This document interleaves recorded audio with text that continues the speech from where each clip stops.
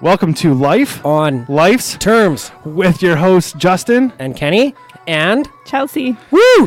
Today's topic is the wrap-up of the relationships theme. But before we get into all of that goodness, we're going to do our shout-outs. So, Kenny, let's do it. Ono Poke is a fast casual dining experience, and that's not the right ad. You mean shout-out. We don't have ads here. Since it is always training season, what does your meal plan look like? Is keeping a healthy diet robbing from your palate and triggering unhealthy cravings? Probably. Yeah, it is. Keep on your A game and stop cravings at the same time with Ono Poke. That's the place. Ono Poke is a perfect place to stuff your face with that something that ties into your fitness goals. So good. Try the miso salmon poke, the spicy Thai salmon, or the albacore tuna poke on your choice of veg, quinoa, or rice. Eat healthy, eat right, eat Ono Poke. Would you like to feel like an astronaut? Ooh. Would you like to detach from this world and disconnect for a little while? Where's the best place to do this? Modern Gravity. Those are our friends. For only $39.99 a month, you can have an astronaut experience detached from the world just for a little bit, for like maybe 1 hour or something. For more details, please visit Modern Gravity's website at www.moderngravity.ca. That's it. Boom. We didn't even have coffee, and they paid for the coffee today. I need coffee. Probably. Are you awake? I am. How are you, Chelsey? I'm great. Are you awake? First time on the mics. I know. I'm excited. Yeah, we didn't even do interview in front of everybody like we did with Kenny. No. Well, we should. Is that what today is? Surprise. Well, you're already hired. Yeah, you're already blogging. Yeah. Part of the team. So let's talk about that. So let's talk about when we approached you to become a blogger. What was that like? Okay, well, I have a tendency to overthink everything. Mm-hmm. And I remember this perfectly. I was on the phone with Kenny and he said he had a proposition for me. And right away I'm like, how the fuck do you write a blog? What is a blog? Oh my God, is that just my opinion? And I remember asking him, like, can I say whatever I want? And I was way overthinking it. Like I needed a script or blueprint in order to do a blog. And then I started reading a whole bunch of blogs online of random topics. And then I was like, why was I freaking out? Like this seems so simple. It's so and then easy. From that point on, I was really excited about it. Well, you're excellent, right? Yeah, your blogs are really. You're 3 blogs in, and it's better than anything Kenny and I have ever done. Well, yeah, I was just gonna say that. I was gonna say the exact same thing. Thank you. So, how did it feel? Do you remember like our conversation about taking Chelsey on? Well, I got Chelsey was the first person who reached out to me randomly and just said thank you for the content that you guys provide on the podcast. It really helps me. And it's making my life better. And it brought me to tears reading it. Yeah. Because I'm an emotional bitch. And I was like, wow, this is why I do what I do. Yeah. I don't care. You know what I mean? Like, this is all I needed to hear from anybody just to keep going and putting in more effort. So I was like, fuck, she's the first one. So when I told Justin about it, he was like, hey, she'd be probably a good fit for the team. Like, let's bring her on as a bring lifer. her on. And I was like, all right, boom. I remember too when we had derived the concept of lifers, right? We were gonna actually change the Pride of Maniacs out there to the lifers, and then I was like, you know what though, the lifers would be better for the bloggers, I think, because it would be nice to have a nice robust blogging crew. Yeah. You know, as much as the blogs that Kenny and I put in, they're like our Jerry Springer final thoughts of the show, really is what it is.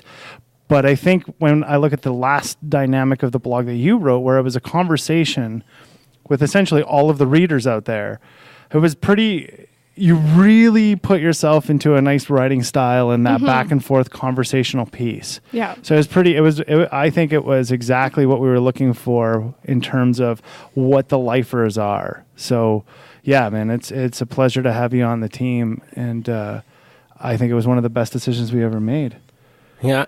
Awesome. Yeah, it was great. great. With you saying that, I was actually going over the blogs that I submitted to you guys as just before I actually started writing, before they were being published. And there's a huge competition. Yeah, the competition. There you go. And there's a huge difference between, I think, the first and second one that I wrote you guys and the one that was published last week. Oh, for sure. Like huge. I don't even like the ones I submitted to you guys. I was like, oh, that's shit. Yeah, well, I think, and then when we looked it over, I had the conversation with you and I made my suggestions or whatever, and then sent back to you some of my notes or whatnot. Yeah.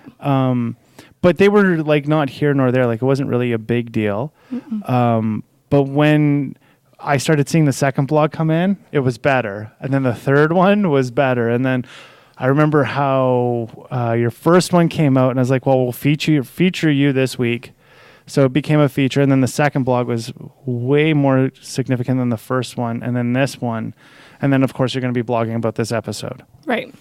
Yeah, so if you haven't seen Chelsey's last blog called Dick Pics, check it out. It's fucking great. We actually got screened from Facebook. Fuck Facebook. We're back. Oh, I mean, I love them because we're back on there now. Facebook's so awesome. Facebook is pretty cool. We got Facebook jailed. Yeah, so is Instagram. 24 hours. Yeah, like Instagram's pretty cool too. So yeah, you could check us out at Life on Life's Terms Podcast on Instagram. And I think that's Facebook too, right? Yeah, and LinkedIn. Oh yeah. All those places. And Twitter. Yeah. Just punch that shit in. You'll find us. But yeah, Facebook is okay. So let's get into the wrap up of relationships. How much has this topic impacted your personal lives? Should I go first? Yeah, go ahead. Well, my communication has gotten a lot better with my girlfriend.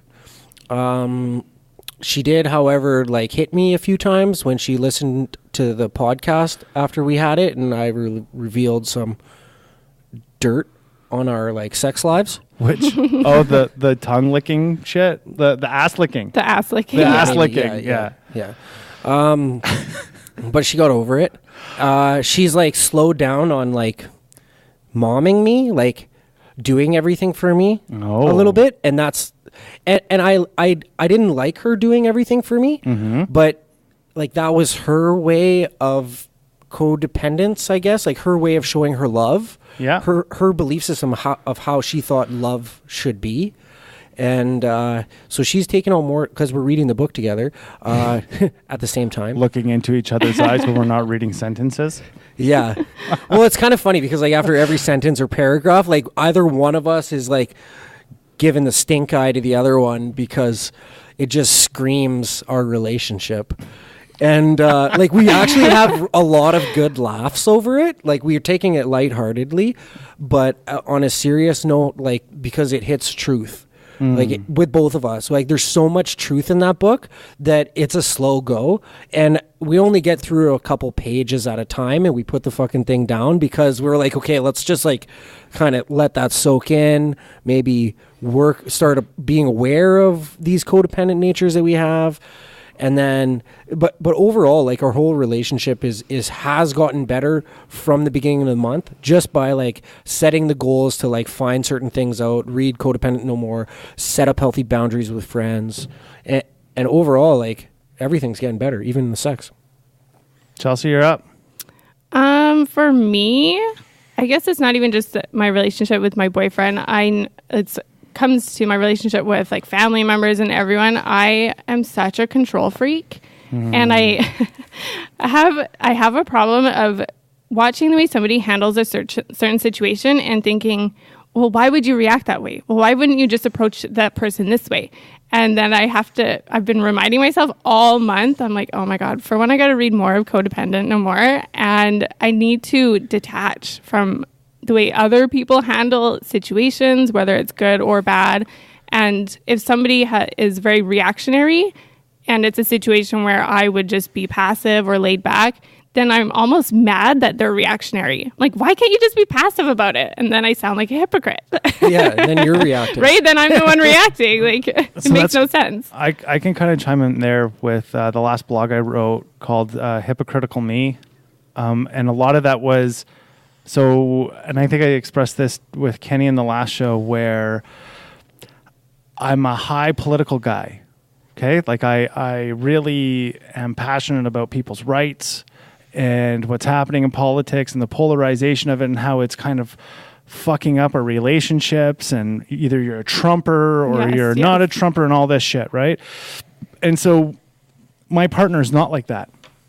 My partner is more of a person who is like, they're more about animal rights, and they're more about like groups' rights, and she's more of a socialist. Yes, I did read that blog actually. I'm a capitalist, really, okay, and love capitalism to no end. So anyways, my point is this, is when she doesn't get passionate about the same political beliefs that I have, it fucking rides me up the wall, man. I get so pissed about it, because I'm just like, why could you not? Sure, you love people and that's why you want socialism, but at the same time, you're not seeing the individual rights that are being basically taken away from us. They're eroding right before our eyes, and you don't understand that if you give 1 inch, and Kenny and I, from being, well, we know this from being incarcerated, they take an inch, they'll end up getting a mile. Like, that happens all the time in the system. And in a microcosm of the jail, that's exactly what's going to happen in society. There's been many, many philosophers out there saying, if you really want to know the true essence of your society, go see the way how your jail is ran. Because if your jail is ran corrupt, your government is corrupt. It's one and the same. It's almost a mirror image of itself. And Kenny and I can both, till the day is long, talk about how corrupt that all jails are, really, whether it be in the federal system, the provincial system, it doesn't matter. It's just all fucked. And so, like I said, it really bothered me that she wouldn't get as she wouldn't get as passionate as I would be. And I'm like, can't you, like, I just couldn't get the fucking rise out of her that I really wanted. And the reason, like, after I wrote the blog, we had a conversation about it, and the big reason that she had was, like, she's like, you're already pissed. Like, why am I going to push that? Makes sense. And I didn't realize that that's what I was doing. And again, I was hostage taking. That's why I call that thing hypocritical me, because I'm wanting her to jump on the boat with me. She's like, fuck you, man. Like, she just kicked it out to the sea a little bit. You're on your own. Put you in your place, eh? Well, I don't know if it was so much putting me in my place. She wouldn't let you fucking take her hostage. Well, I think she's just detaching. Really. She was practicing that detachment. Oh. Because she just didn't want to fuel that fire. Yeah. Right? It's not that she didn't believe what I was saying. It's not that she didn't feel vehemently opposed or with the situation. She just didn't want to foster it, right? She didn't want to push it, because I'm already pretty upset about it, or I'm very passionate about it. And so yeah, that was a big gulper for me to, like, recognize that, because I went to that politician and I asked him how he was married for so long with his wife, being a political guy, and she's very, very liberal. He's conservative. And he's like, she's just fucking wrong. Like, that's how he got through 30 years of the relationship. And I realized daring to compare myself to another relationship is totally inaccurate, because, like, what the fuck am I doing?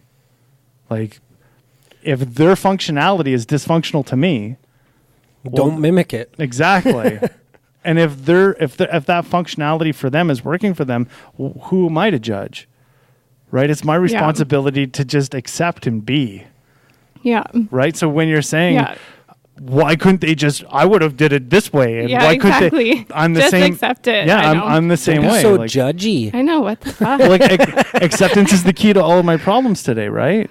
That's all it is. Acceptance is the key. I don't have to have a fucking problem. It is what it is. Move on. That's it. That's all, right?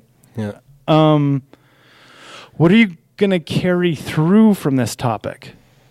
Like, what's the one thing that you're going to keep pushing to kind of grow after this topic is gone and done and we revisit it in season 3? Independence, so lessening codependent behavior.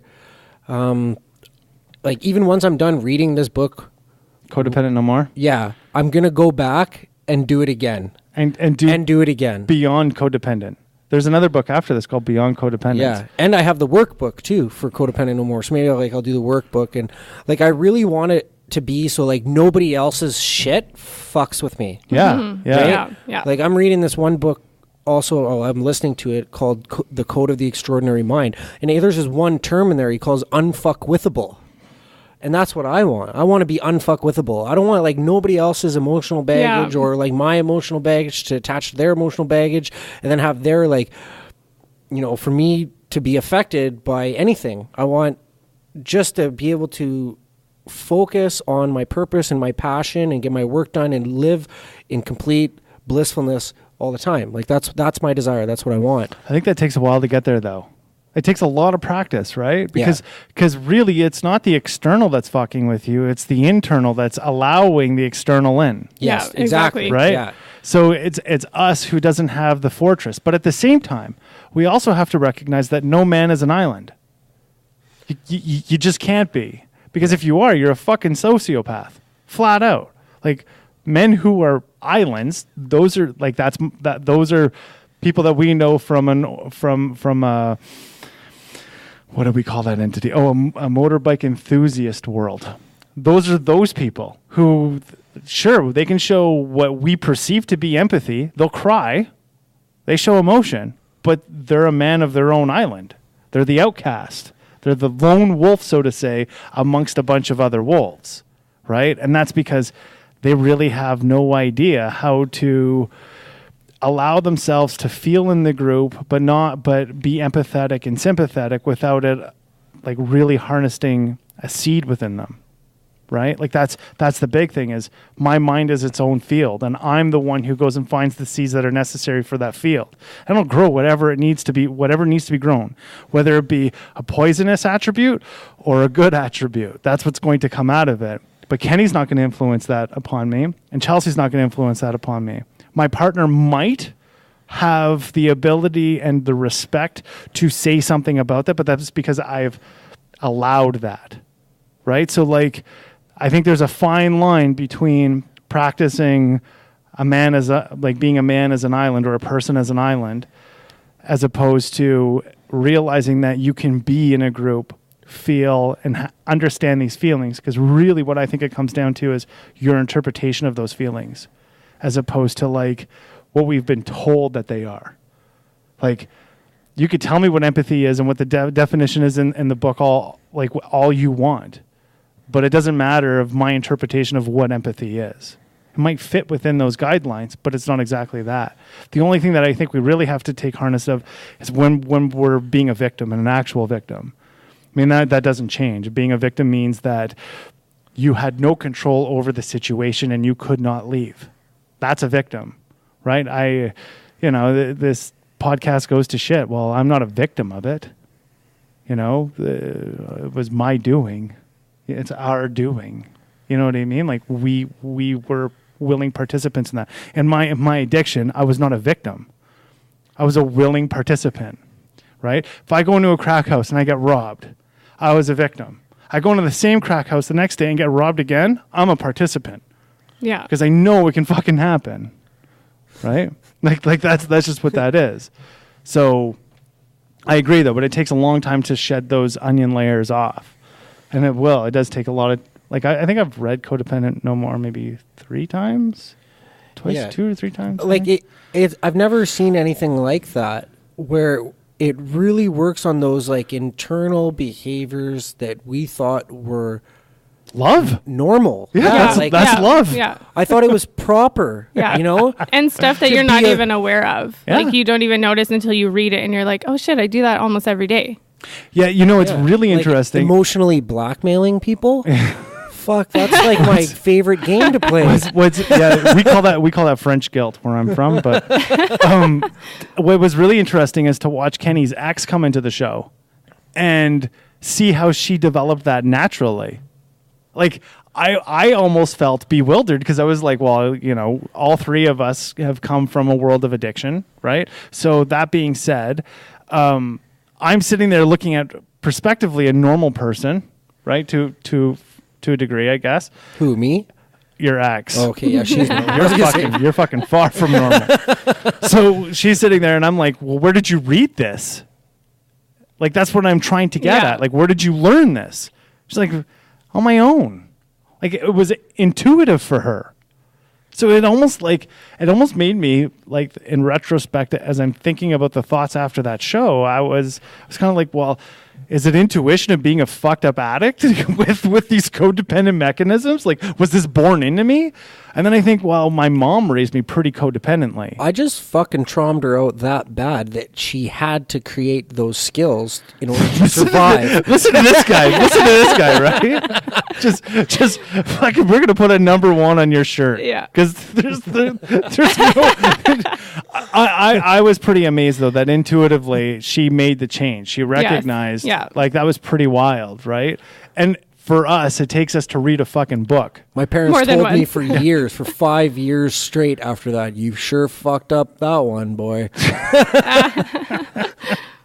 Yeah, so I mean, what are some of the attributes that you're going to continue, Chelsey, through, like, after this theme, so to say? Well, mine's definitely pretty similar to Kenny's. And I know one thing that I've also been noticing this last month is that I take other people's moods or a change in mood way too personally. Like, if they're happy at one point. That's what my partner does. That's what my partner does. Then I'm suddenly like, fuck, why are they mad? What did I do? And I will be like, are you mad at me? I'm going to tell you something. I'm going to tell you something that I tell her. You're not that important. Yeah, I know. I hear you say that on the show. I hear you say that. And I'm like, yeah, fuck, he's got a point, hey? But I find that I do it, like, I could meet somebody at a bank or in a grocery store who's a complete asshole, and I'll just be like, fuck, they're having a bad day. And it won't bother me. But if it's somebody close to me, then instantly I'm like, what did I do? How can I fix it? Yeah. How can I make your mood better? Yeah, that's, I've been there. We were talking earlier on the show about, like, I'd have all these sponsees and they would relapse and be like, what the fuck would they relapse on me? And I remember Larry, my sponsor, has been on the show a couple times. He said to me, he goes, they haven't relapsed on you. You're not that fucking important. They did it because they love drugs. Yeah. Like, they don't have what you have come to find. They don't have a reprieve from the sickness of addiction. And I was like, yeah, that's exactly it. And he's like, this is the reason why you need to stay in the fucking rooms. Because if you don't stay in the rooms, that's going to become you. And he, in the beginning, he's definitely right.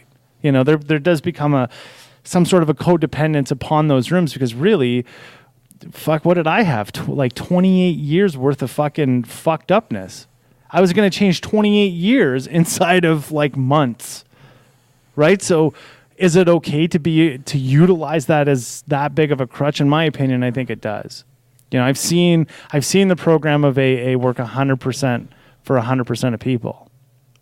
Like that's just what it boils down to, right? What's the big eye opener in the relationship theme for that was kind of mind blowing for you? I'll pass. You? I don't know if I have a big eye opener. I know a month ago I wasn't as self-aware as I am now, and I thought I was so self-aware. And it could be also because I'm in a new relationship that I'm noticing these things come up, where 2 months ago I don't think I was taking people's moods as personally as I am now, or like I said, maybe I just wasn't as aware that I was doing it. Well, I think we also, like, you start reading the book and then it's like a microscope. Yeah. On everything, right? Would you agree to that, Kenny?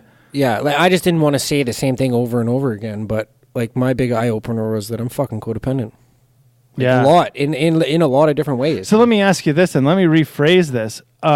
What about, like, so now do you recognize that succumbing to the idea of change is way more important than upon your favorite world, resting upon your laurels, saying that it's all good when really it's not? So, like, to consistently challenge yourself to see what the next problem might be. Yeah. But really look at that challenge as opposed to saying, yeah, I looked, it's okay.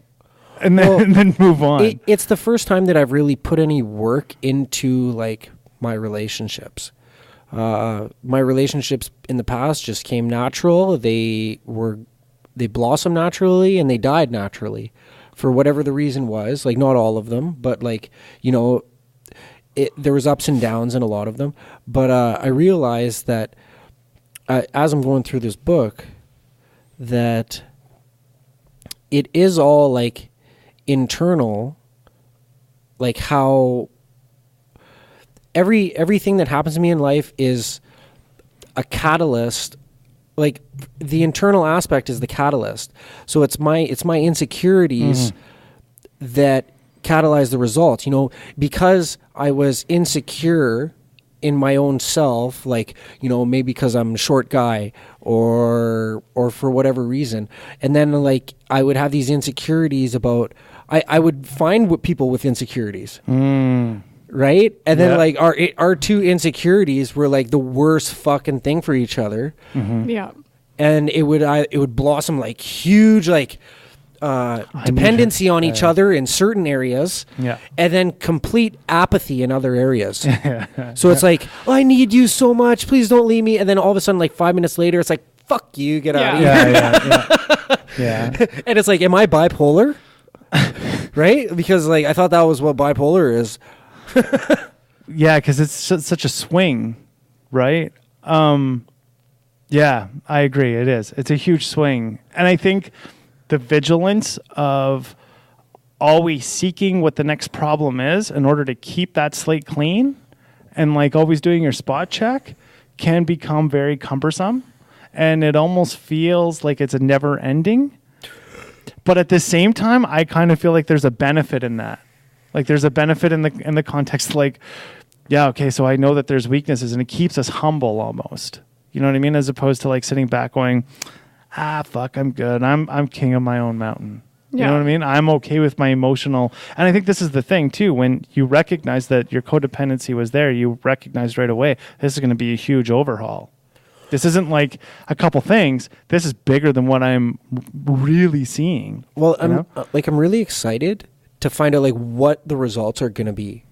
Because like as I become aware of these certain character traits that I've never been aware of before, and I started like adjusting them to something that's more beneficial for all parties, like where is that going to take me in my life? How is that going to benefit the rest of my relationships for the rest of my life? I'm really excited to find that out now. So check this out. When I realized how much work came from codependence was watching you read it.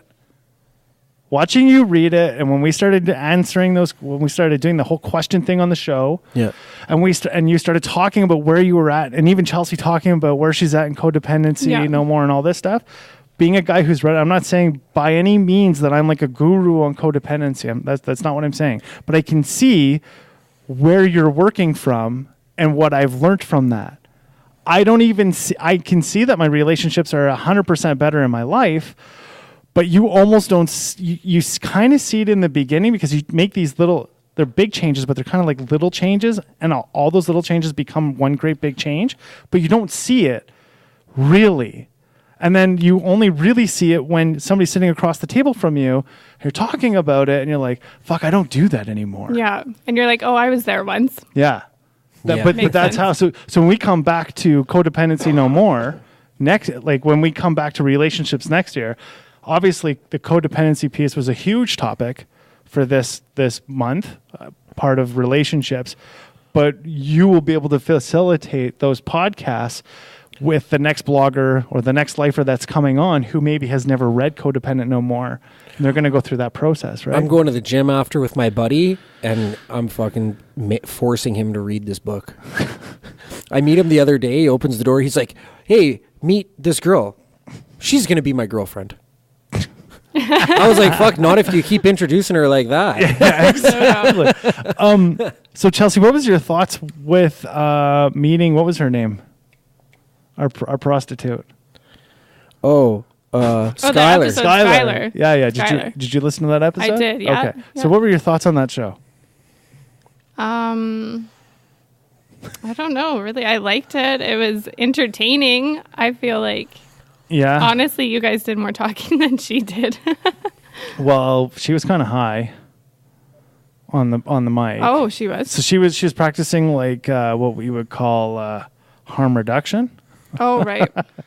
she had maybe some sort of substance in her body. Okay. At the time that wasn't. Well, and I guess she did say she was nervous. Yeah. So understandable. Yeah. So yeah, I mean, I think some of the things that I reflected on after from that show to the Jeff show was the parallels of pimping and photography. I didn't recognize how very parallel of an industry those two really are from each other. I was really blown away by that. Single serving. Yeah, it was fucking wild to see. Like when he's sitting there, we said it flat out. Jeff was basically talking about his day. I'm like, that fucking sounds like pimping. It's the same thing. And even Kenny were like, yeah, that's what I was thinking at the same time. It was pimping, you know. And I mean, I give a lot of kudos to what was it, Skylar, when she came on the show, for being able to talk about what she's going through personally in that moment. Yes.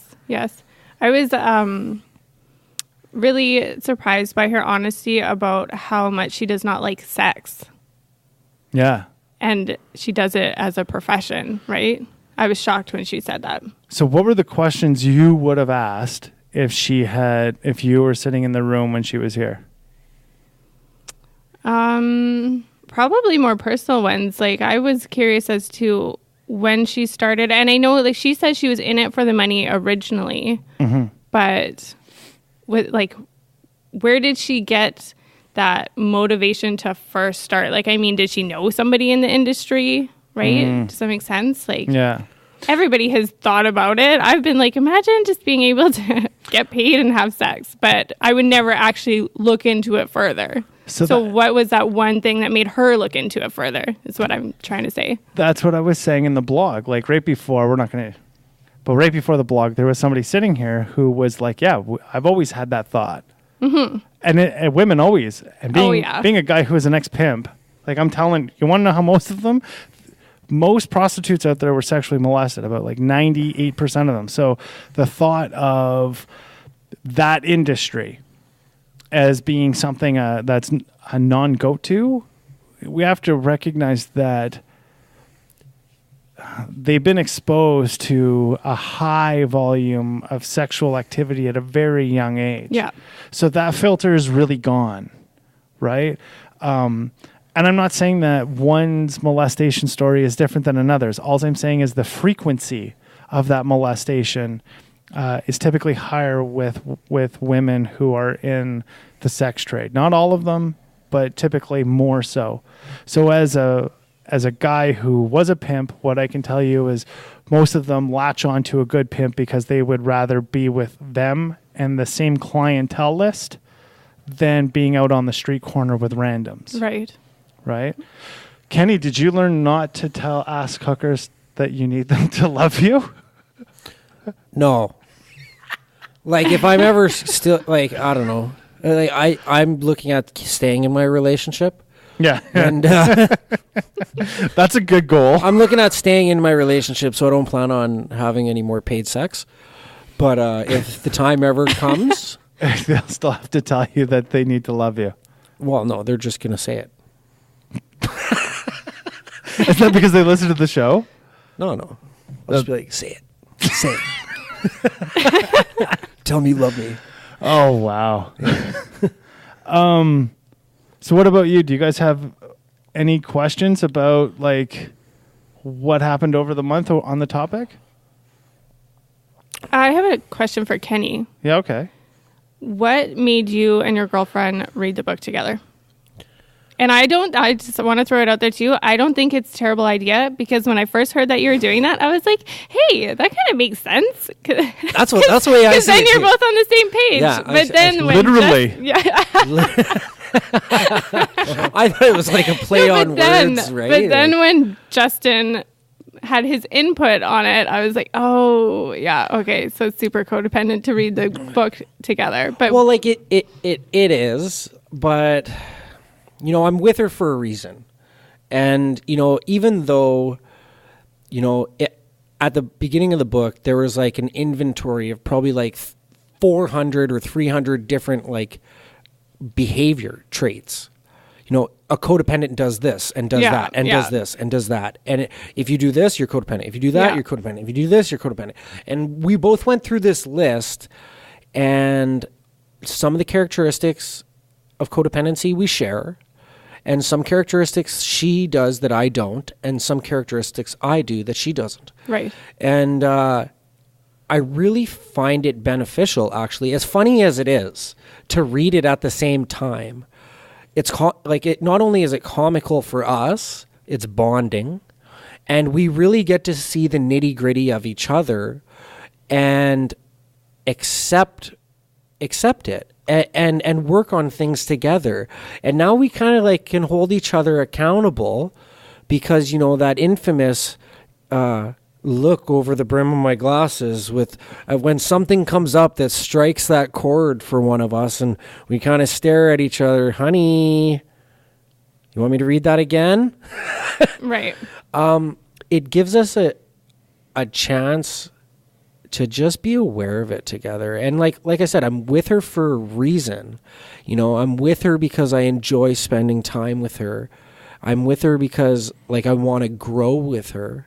So I figure, fuck it, let's fucking read it together. Yeah, that makes sense. But what started it was I opened the book and I started reading it and I was like, oh my fucking God, this is all you.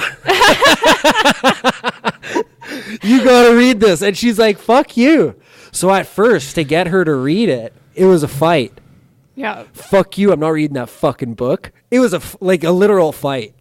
And, you know, we had a few fucking kinks to work out at the beginning of our relationship, but we've ironed out some of those knots, and like things are really smoothing out. And I honestly believe it's because of reading this book together. It's really helped. I recommend it for couples to read it together because it's fucking hilarious. As long as you guys can take a joke. I would still suggest that, like you had said, that you're going to read it again afterwards. Yeah. And I honestly, like, I think the independence of it teaches you that you can do it on your own.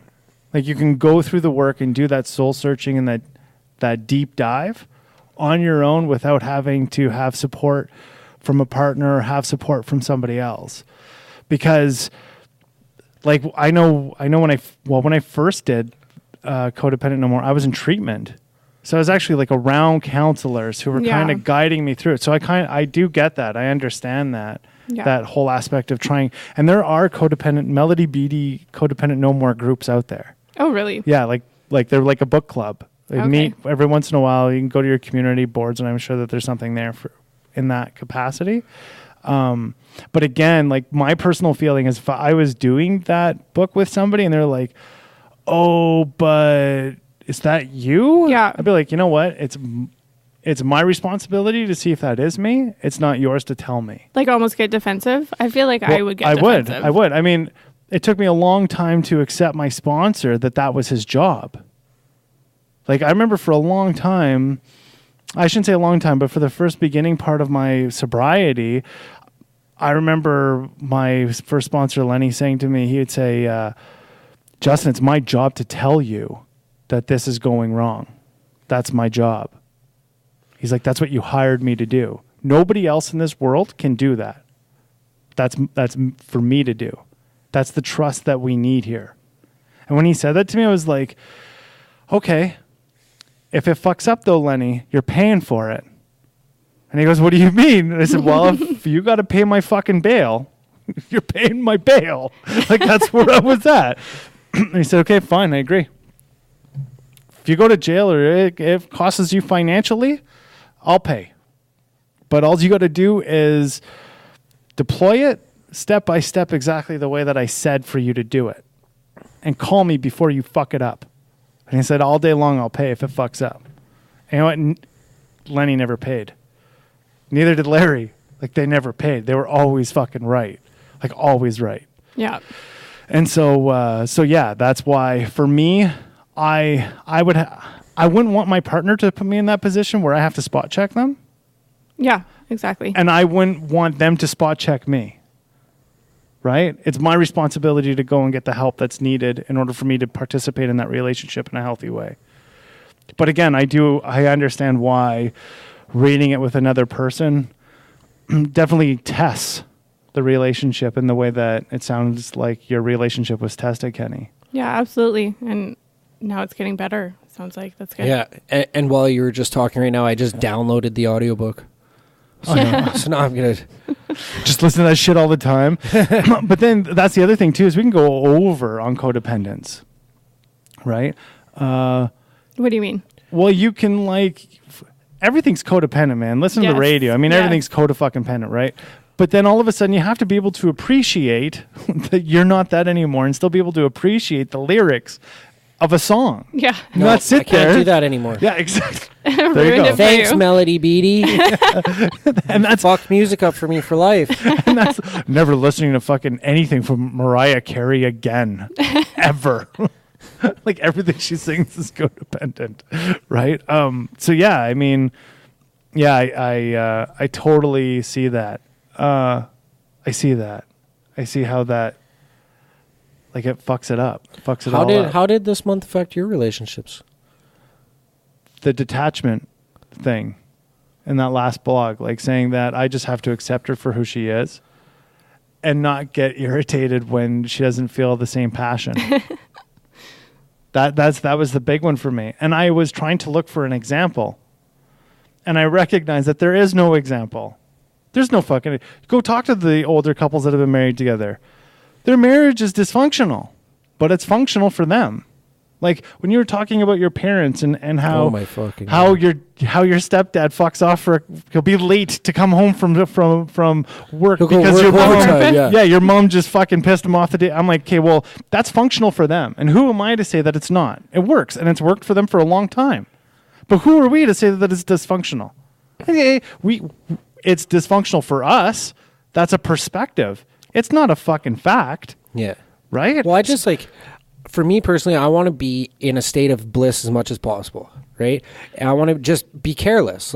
Nothing riding up my ass, nothing overpowering, renting my space in my brain. And when I watch them bicker, that would fucking drive me up the wall. I would need to go to find some source of information, some tool. I would need to have that one coping mechanism that is healthy to deal with it in the spot, so I didn't have this lingering fucking thick air for multiple days at a time what they have. I can't stand thick air. No. Well, no. And this is so I was talking to my partner last night. But is that codependent? I can feel the thick air. Fucking talk to me right now. It's passive aggressiveness, right? I mean, it's one of those things. It's one of those things too. What are you thinking? It's one of those things too. I was talking to my partner last night, and I was saying, when we raise our children better than, well, we hope that we raise them better than our parents raised us, right? Yeah. But what we don't actually do is we don't actually have a conversation with ourselves of the deficiencies of their marriage and their relationship and how we don't want to contribute that to our next relationship. I mean, we know that we don't like what you were saying, that passive aggressiveness, that thick air. We know we don't like that. But did we ever sit down and actually say to ourselves, how do I not allow that to happen in my own relationship? Because I know I've been subject, for sure in the past, of attributing shit that my mom did with her partner to my partner without even seeing it. It was almost like a natural reaction, right? Right. And then I'm sitting there just doing that. There I am. And it's the same, I feel like such a hypocrite. It's the same fucking shit that I hate that she's doing or they're doing in their relationship. But here I am exhibiting it and practicing it in my own. Mm-hmm. Yeah. Right? And here we all acknowledge when it comes to our kids, well, I want to raise, as we were growing up, right? How many times did we sit back and say, I would never do that to my kid? Yeah. Right? We did it all the time. But what we never did is we never said, well, in my relationship, I never want to do that. And how many times are those times when you were a kid when you were you can still think about them right now where you're like, I'll never do that to my kid, and it's fuck, your feet are in the sand. They're stopped. The line is there. Have we ever done that with our relationships? No. Never. Well, that's why I mean that, this month and reading that book, it was so beneficial for me because I've never taken that inventory on my relationships. I've done personal inventories. I've judged the shit out of somebody across the table. Not meaning you, Chelsey. As he stares at me. Yeah, but he's looking at me out the side of his fucking eye. I'll judge the shit out of both of you. But like, I've never really sat back and like taken a full inventory on how I behave in my relationships and what effect that has on my life. Do you see the mirror?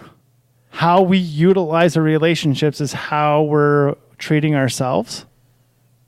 Oh yeah. Do you see that, Chelsey? Can you see that now? Can you make that correlation? Say that again. So how we're treating our relationships is the same way that we're treating ourselves. See, I always knew this. So my partner, I'm just trying to think. So maybe I was an abusive fuck when I was like in my young 20s, right? Well, she couldn't smell the vodka. That's my excuse. Anyways. She should have took warning. Exactly. Anyways, my point is this. I was a dick. And she would say it to me. You know, you're such an asshole, blah, blah, blah. But you know what I only realized this in like retrospect was I was treating myself even worse than the way that I was treating her. And I would always think in my head when she was calling me an asshole, you're treating me like an asshole. I'd be like, yeah, but I'm treating you better than I'm treating anything else in my life. Mm. Right? That was the one thing that I was putting on a pedestal. Right? And that one thing that I'm putting on a pedestal, and literally a thing, because that's what she was to me. She wasn't a person. I didn't understand how to have a relationship with a person in my young 20s, being an alcoholic drug addict. So I'm sitting there saying, you know, in my own mind, here I am putting this person on this pedestal, and yet they're still saying that I'm treating them like an asshole. Well, fuck it. And then you get a case of the fuck it's, and you're like, you're a fucking hoe bag, you know, like, and then you spit on them. Right? It's happened, yeah. Yeah, but that's where you go, because what you're doing to the other person, you've done far worse to yourself. Like far worse. And it's almost like another person in your life would not even be able to tolerate even a tenth of the abuse you've just done to yourself, and nor are they even willing to condone the 10% of abuse you're giving them. So your first indication that you're not taking care of yourself is when somebody says, you're treating me like a dick. Yeah. Yeah, there's the red flag right away. And that's what I'm saying. Like, have we now come to a place where we can correlate a relationship as a direct reflection of how we're treating ourselves? Yes, yeah. And that's a fucker to swallow, right? That's why I say, like, if my partner were to say to me, you're being so mean to me, okay, she doesn't have to come out and say to me, hey, you need to look at this. That's enough. Oh, I'm sorry. You know, you make your apologies, you do your inventory, and you go and figure out how the fuck to fix it. And then come back and don't do that shit again. Right? But it's okay to have disagreements and arguments. And I think, I don't know, like, do you think that we should do this theme again next season? Absolutely. Yeah, I think so, for sure. Yeah. Relationships is fun. And you know what? You can go so deep with relationships. Like kind of how I was saying earlier, I've noticed relationships, like how I am in relationships with family members as well from this topic. Like this doesn't have to be focused on just your partner, right? There's so many ways you can branch off with this topic. So for sure, it should be talked about again. I think too, we need to figure out how to fight fair. How disagreements are okay. Yeah. You know, like that's a little bit of where I was headed with the political thing. But I like winning. Detaching. I know you do. I like winning, even if it's like, you know, a little disagreement. Yeah, well, that's because it feels, was the same way. So, like, how do we fight fair if we like winning? Well, that's next season's fucking find. I mean, there's a whole bunch of shit that Jordan Peterson's written about it that I'm sure we could reference for next season. I think that would be a fair part of this topic that we didn't really get into this year. Yeah. I kind of touched on it with like what I was looking to get fixed. Do you think that you topped off all of your looks? Have you figured out how to be a power couple? Well, we're on our way. We're definitely on our way because like right now, why are you laughing at me? I fucking love, because what the mic doesn't convey is the sense of confidence you have in your face when you say that. Yeah, very much so. Yeah, he's Sure. Yeah. Not in a bad way. Not laughing at you. Like, I'm not laughing Fuck at you. both you guys. Because people can't see the look on your face right now, and you were so sure. Oh, yeah. Like, Yeah. Well, no, like, okay, I'm not going to go out and say, like, yeah, we're a power couple. Because, like, I still got bills to pay and debts. And, like, I'm not there yet. But we're starting internally. And that book helped. And right now, we're at a point where we're stronger than ever. We're having the best and deepest conversations. We're more productive in our days than ever before. Our energies are blending good together. Like, everything's going good. Like, sex is getting way more frequent and way kinkier. Like, I cannot ask for more. I have a question for Chelsey. So, have you ever peed on somebody? That wasn't my question. No, I have not. If you do, you better get paid. Okay. No. I'll remember that. Thanks for the tip. So my question is this: in your past relationships, how conversationally do you become intimate with your partner? And if you don't, is that because of the codependent piece? Like, are you afraid to get hurt? Like, it'll be used against you? In past relationships? Yeah. Well, fuck, not at all. I was drunk and high all the time. So you just tell them everything? Like, right away? That's what I'm getting at? Or would you hold any secrets? Like, would you be... Like, I know for myself, and I said this on the show, everybody thought my mom was dead. Right? That was like a protective mechanism that I had for my... if I fuck a beef... Like, if a beef comes my way, well, you can't get my mom. She's dead. Even though she's probably not. Like, she's not. I'll tell you right now, she's not. But I told everybody that she did. So, like, back in those times, and Kenny and I have kind of alluded to this in past podcasts where, like, with his ex, there's a bunch of bullshit that happened that he was not being honest about with her. The only time that he was honest was when he was like, yeah, I fucking did that. You know what I mean? Like, that's one of the things that she was saying. Yeah. So what I'm getting at is, did you hide information, bits and pieces that would have been really intimate about yourself from your partner? Yes, in the past, absolutely. Yeah, there wasn't any like heartfelt conversation, intimate. Not really. No, I'd say it's different for the one I'm in now. Yeah. Yeah, we have some good, like, long heart-to-heart conversations. So what was the change? Why? Well, Why are you like that now? Well, because I'm aware that there has to be some form of intimacy and not just in the bedroom, obviously, right? Mm-hmm. And I think it's just a lot of the changes I've done with myself over the last year and a lot of things I've changed and become more self-aware of. I've gotten more, maybe, courage to be more intimate, I guess, than what I was before. Huh. Do you guys have pet names? No. Well, we say babe. Okay. That's it. You? Yeah, I call her Bubby. Oh. Or when I'm at her, she's Bub. Oh, yeah. Listen here, Bub. I call my daughter Bub.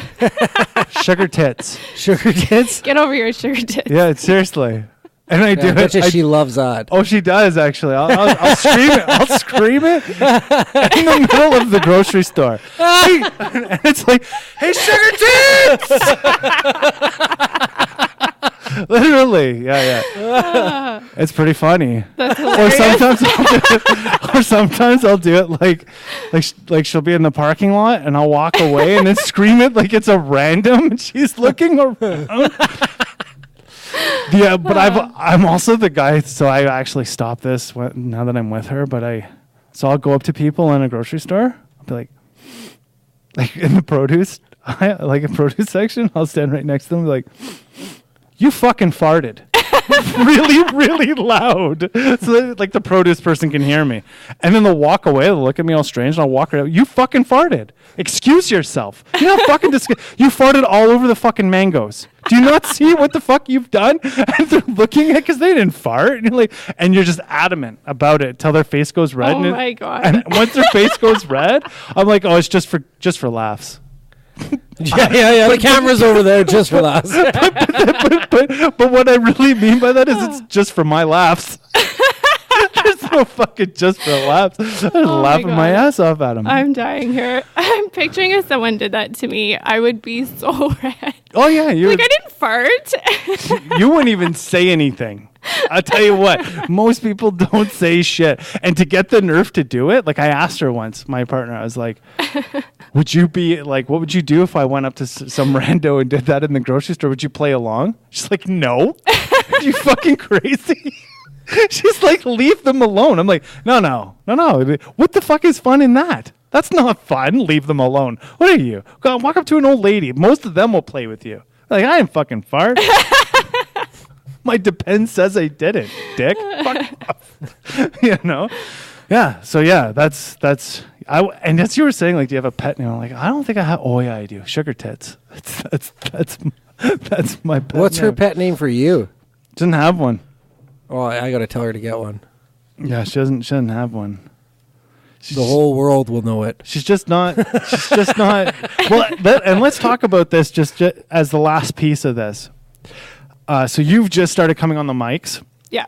But Kenny and I have had long discussion about how to separate our partners from this, right? And I encouraged you at the beginning of the month to have that conversation. Can you disclose anything from that conversation, Kenny, of like how you went about it? I mean, I'll disclose the conversation that my partner and I had.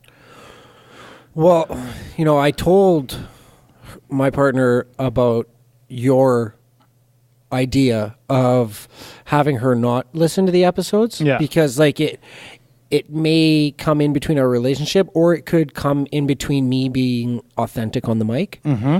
And just like, fuck that. Yeah, kinda. She kinda said, you know what? I've seen you at your fucking worst, and there's nothing you can say that I haven't already fucking heard. Mm-hmm. And it's really true, because like I am like open, honest, blunt, and like, as humble as I like to think that I'm humble, because like I'm really vulnerable and open. Yeah. So I think that kind of falls in the same line with humble, but then I'm not humble with my topics of conversation and like my past decisions in my life. Those were like not humble. Mm-hmm. So, but I think I am humble with my openness and my vulnerability with people and relationships and even the listeners. So she was like, fuck that, I'm going to listen. And she gives me good feedback too. And like, I like to go home and be like, honey, I talked about you on the podcast. She'd be like, oh, great. What'd you say now? Yeah. Be like, don't worry, I didn't tell him that I peed on you. Yeah, I think I guess one of the big things that me and my partner talked about is when this thing blows up to a point where everybody knows us and she's ever found out, there was security that she could leave what she does. That had to be there, because effectively she wouldn't be able to do what she does. Okay. It would be very, very difficult for her to continue with her profession if, like, this was the big one. So we've obviously been in trouble on the mics, been called misogynist, been called a bunch of shit. And, when people get doxxed, so does their partner. And so my big deal was, if that ever happens to you, you don't have to worry. You don't have to work anymore. You know what I mean? Like you could walk away if that was need be. And we had a serious conversation. I said, do you ever want me to say your name on the mic?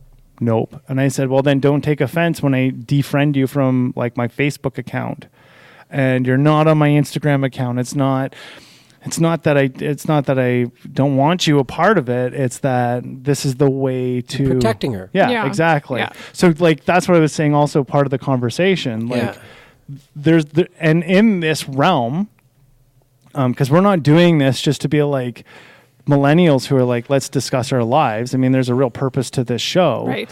So like, that being said, that needs to be a real conversation. Like, you won't see my partner in any of my social media pictures. It's not that I have those pictures, but those are private. Like you and I had a conversation about how relationships are so much on the public forum, and that's a fucking problem. Like, it's a total problem. Your relationship should be private to a degree, right? We talk about it here on the show, obviously, and this was the theme. However, you don't actually know who my partner is. Right. You know what I mean? So now that being said, Chelsey, are you going to have that conversation with your partner? Yes. Actually, I was thinking about it today because he's actually at my house with my daughter. And I was thinking how him and I haven't even had the conversation about what can and can't be shared, how into detail I can go about things. Does he want his name said, even though we're on Facebook, people know we're together. So, yeah. But yeah, it's a conversation we'll have to have. I don't think he's not one to hide. He's a very open person on social media. So I'm pretty sure he would be more open to me sharing details than I even would be. Does that make sense? Yeah. Yeah. Yeah, I mean, I think that it's up to the person, right? Yeah. Now, professionally, is that where you really want to go with your relation? See, yeah, that's right away. Chelsea's like, no. She's shaking her head, no. No. Like, because this is a profession, right? I mean, we didn't just, we didn't just sit in front of some fucking mics and thought that it would be hot shit to talk some shit. Right. You know what I mean? Like, that's not what we did. I mean, kind of we did, but not really. Well, we weren't talking shit. We were trying to We did have an episode though called Talking Shit, and it was great. That was a great episode. Yeah, talking about colon hydrotherapy. Hey, by the way, I want to go off because we're going into health and nutrition next month. Yeah. So a big part of that. That's tomorrow's episode. I'm going to be talking. I'm going to be talking about poop a little bit. Yeah. But so I have a friend. Okay, and my friend called me. No, I'm not doing it. I'm not getting hydrocolon. Stop it. Stop. Let me talk. So this guy called me, and I say, hey, buddy, how's it going? And he's an ex-con gangster himself. Like, he's done time, and he's a pretty dangerous guy. Was. Well, he's still like a fighter, like a martial arts fighter. Okay. But he had debilitating pain from IBS. Was literally like curled in the fetal position for 2/3 of the day, every day for months straight. Could barely leave the bathroom, literally in tears, ready, like contemplating suicide because this pain wouldn't go away, and all the tests and everything that the doctors gave him came up like inconclusive. They couldn't find out what the fuck was wrong with him, right? So I shared with him over the phone my experience of colon hydrotherapy, and at first he had the exact same response as I. Colon hydro what? Like, I had to really like, it's okay. Like, we got to clean out our insides if something's going funky going on in there, right? And so he went, and he's been going to see a naturopath, and he's done colon hydrotherapy, and he's done like this DNA test to see what foods he can eat and so on and so forth. And his pain has drastically decreased, like tenfold. He's functioning. His cognitive ability is way better. His emotional state is way better. His stress is way down. And he called me the other day just to say, thank you. Because if it wasn't for you telling me about your experience with colon hydrotherapy, I never would have done it. Mm-hmm. And I think it may have saved my life. That's excellent. Yeah. So that felt fucking good. Are you going to try to get him on the show? Yeah, I could for sure. Yeah. Yeah. Try. I even asked you on Facebook where you went to get it done because I'm actually interested in trying it. Well, there's several places. Yeah, I Googled it, and then I didn't know where to start. That's why I asked you. Well, I may be going next month if you're interested. We should all go. I'm okay. Come on. If we're going to do it, you got to do it too.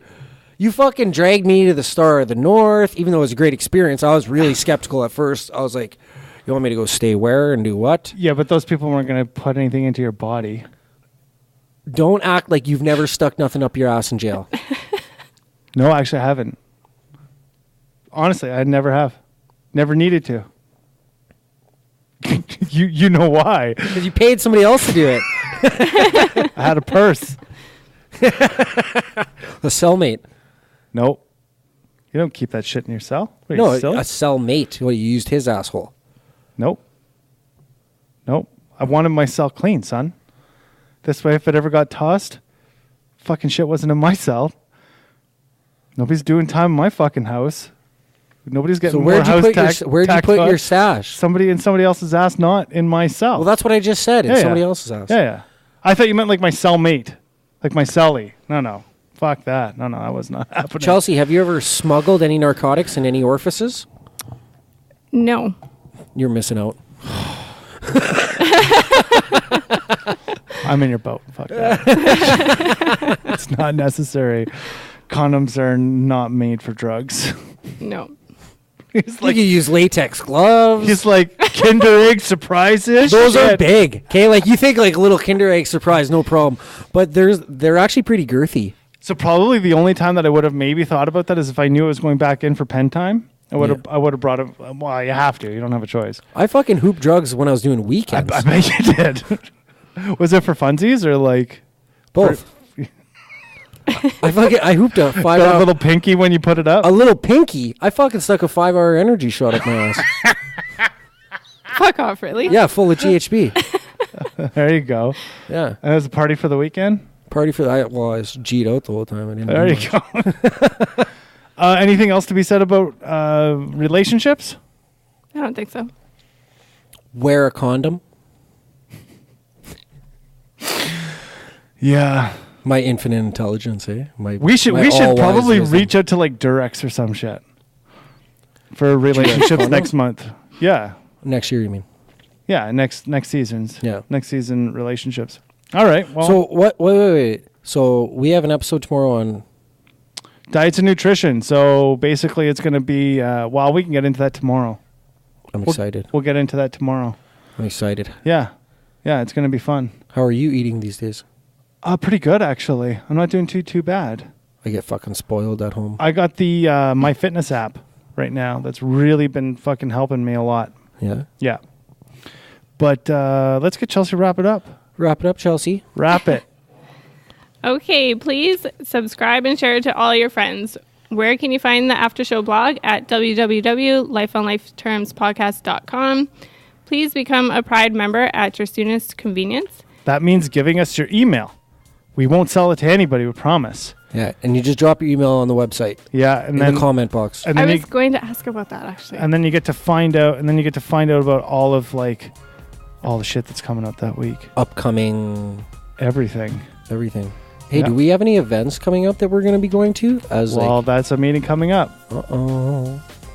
Continue, Chelsey. If you would like to become a financial contributor, we do have a Patreon page. It is www.patreon.com/lifeonlifeterms. Capital L's. With capital L's. Don't forget those capitals. Contribution is as little as $5 a month. We will send you all the good vibes we can.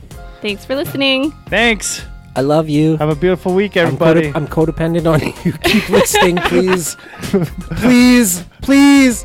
Have a beautiful week. Peace.